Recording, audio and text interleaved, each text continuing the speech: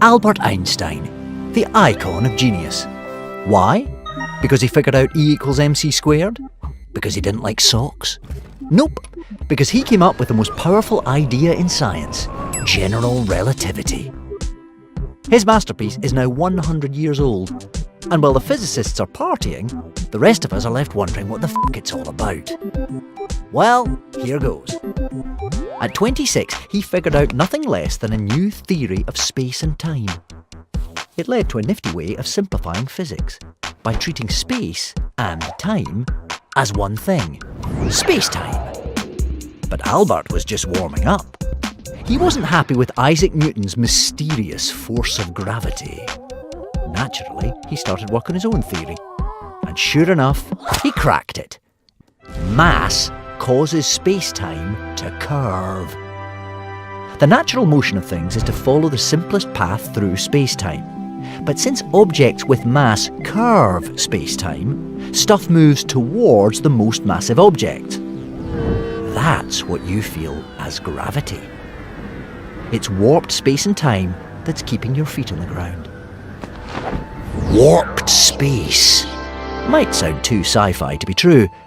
We can measure the bending of starlight as it passes through the warped space around the sun. Warped time sounds even more ridiculous. But take an accurate clock to the top of a building and you'll see it runs slightly quicker than one on the ground.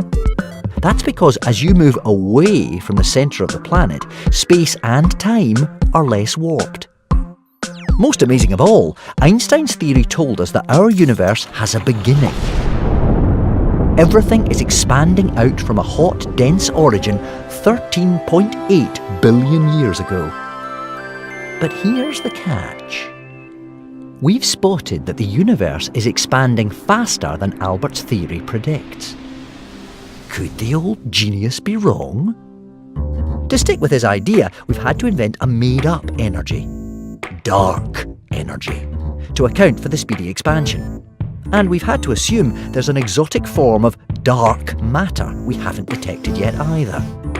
These two unknowns should make up 95% of the universe, yet we've never detected them. That's the sort of thing that keeps physicists awake at night. So they're plotting some seriously big experiments to put Albert's theory to the ultimate test. For the last 100 years, Uncle Albert's great theory has passed every test possible.